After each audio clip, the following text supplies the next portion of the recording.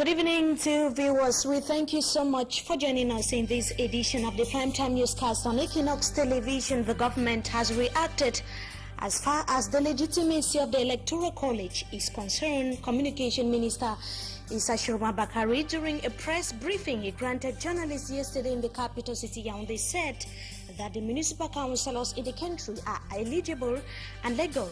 And also in this newscast, judges of the Special Criminal Court reject a request from the defense lawyers of former Prime Minister Chief Ephraim Inoni to grant him bail. Plus, tell us here in the economic capital, Douala say their nights are longer as they hurry to meet the demands of their clients. These are major headlines, details and more just in a moment.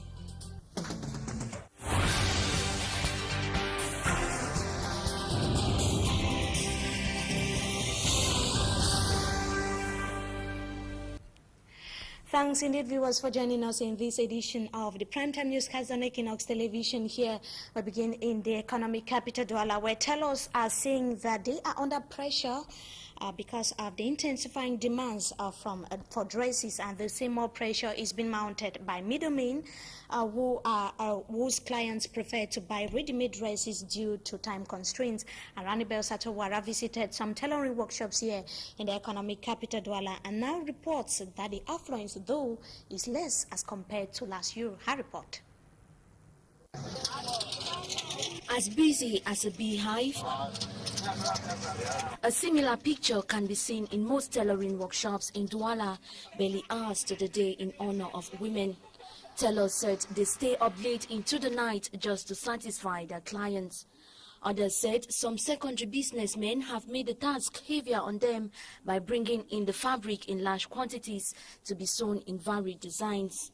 The secondary businessmen, who they termed middlemen, then sell the dresses in markets at prices ranging from 3,500 to 12,000 francs CFA. As the ready-made tailors explain, most women prefer the already sewn dresses to queuing behind a long line just to get the fabric. The tailors complain that the fabrics were adequately made available only a few days to the 8th of March, leaving most of their customers less interested. They say most of their profits are made through their dealings with the middlemen.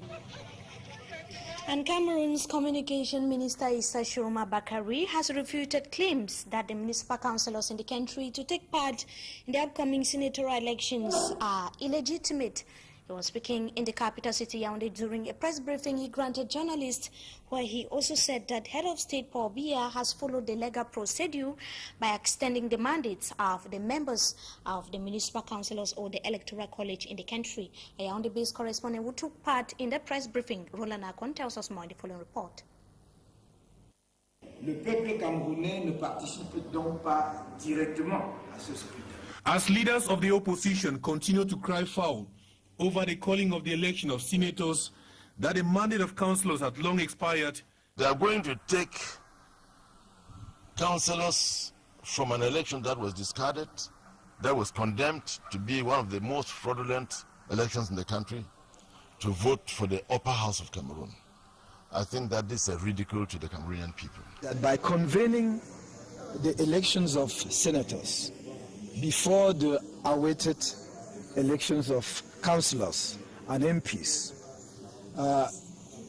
the head of state has disturbed, to say the least, our democratic process. We wanted senatorial election to take place only after the municipal elections. Speaking during this press briefing in Yaoundé Tuesday, Issa Shiroma argued that the councillors are legitimate to elect the senators. The legitimacy of municipal councillors who elect senators derives from the fact that the extension of their mandate, when lawful. But Chairman Frundi continues to rain fire and brimstone. The SDF on our own will make sure that this election don't take. I'm going to tell my boys to sharpen their matches. I think we've had enough of it in this country. Shiroma is surprised that the opposition leaders did not see the elections of senators coming, whereas President Biya had announced the election. In his inaugural address on November 3rd, 2011, on this occasion the head of state stated, and I quote, The National Assembly will soon be assisted by this end of quotation. This announcement was reiterated during his address to the nation on December 21st, 2012. The opposition resistance continues, and Chairman Frundi wants to sit and discuss the issue with President Biya. I hope I'll still be able to talk to Mr. Biya. And if we don't agree, I'm calling on Cameroonians to stand by and take their responsibilities. It was at 1:30 a.m. in the morning. That is what the government has to say as far as the question on the legitimacy of the college of the senatorial or the municipal councillors in the country is concerned, and what our opposition parties in the country is saying. The president of the Cameroon Renaissance Movement, as we followed in the following report there by Roland Akon, has qualified the presidential announcement on the February 27th as undemocratic as and unlawful, as contrary to what the government said yesterday under or through the chairman or the spokesperson of the government, Issa Shiroma Bakari. And he was also speaking during a press briefing he granted journalists in the capital city, Yaoundé. And Roland Akon also sat through that press conference. And I'll tell us more in the following report. Le peuple camerounais ne participe donc pas directement à ce scrutin. Maurice Kamto wants that the election of senators in Cameroon should go on after the twin council and parliamentary elections. The former Deputy Minister of Justice, who resigned from the government in November 2011, says organizing the election of senators before council and parliamentary elections is unlawful and an abuse of democracy. That by convening the elections of senators before the awaited elections of councillors and MPs, the head of state has disturbed, to say the least, our democratic process. And we in Cameroon Renaissance Movement say that we fully disagree with that. Kamto, who launched his party August last year under controversial circumstances, says the presidential action calling for senatorial elections should not discourage Cameroonians from registering on the electoral registers. And we would like our people, our fellow compatriots, our citizens, to register massively, to be in position to sanction severely this CPDM government who took such a reckless decision. He says his party was poised for the twin council and legislative elections. Because the political parties were prepared for the municipal and legislative elections. The Cameroon Renaissance Party is not fit for the election of senators because the party has no councillors yet. And still in the capital city, Yaoundé, we talk about the case opposing the former Prime Minister, Head of Government, Chief Inoni Ephraim, was today denied bail as requested by his lawyers. He was also denied to be given a professional interpreter on grounds that he is perfectly bilingual. He was before judges of the Special Criminal Court today were hearing on his ongoing embezzlement case, and two other alleged accomplices continued. Cameroon's former Minister of Transport, John Bindo, was in court too to testify on the matter. The court session saw the presence of some 20 Fako chiefs who came to give their moral support to the chief of Bakingili. The session unfolded under very tight security to the disappointment of the defense lawyers, and the case has been adjourned for tomorrow. And at the end of the court session, Roland Akon in the capital city, on the court of one of the defense lawyers of Chief Inoni Ephraim, and this is what he had to say. The court has adjourned the matter to tomorrow at 9 a.m. It's the discretion of the court to adjourn or to continue hearing. So we have no problem with that. We raised the issue of notification of the list of prosecution witnesses. The law in Article 414 of the Criminal Procedure Code says that list should be communicated to us 5 days before. It wasn't communicated. We received that list only this morning in court. It's the right of anybody to to make an application for bail. And we have made the application. They say they will consider that in the final ruling. And we think it is the discretion of the court to consider at any time. So we are waiting for the ruling. Anytime it will come. Now that is the defense lawyer of Chief Enonye Ephraim, that is Barrister Itabisong, there speaking after the court session which took place today in the capital city Yaoundé. Now the president of the National Communication Council has promised tough time to journalists of media houses who fail to respect the code and ethics of the profession. He was speaking today in the capital city Yaoundé while commissioning those they appointed the 9-man delegation to pilot the activities of the National Communication Council into their functions. Roland Akon tells us more in the following report.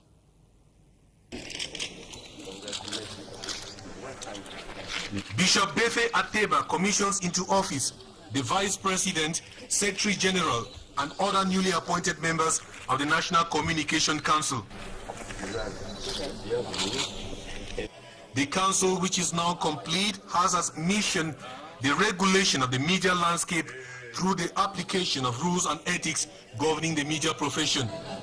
I think we will be able to master the situation and be able to apply certain rules and regulations.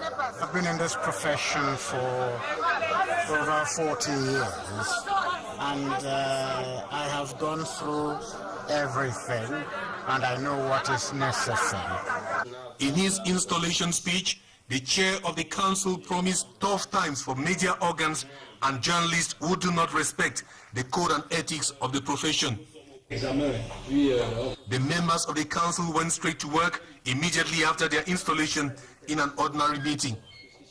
It should be recalled the members of the council were appointed last February 22 by a presidential decree.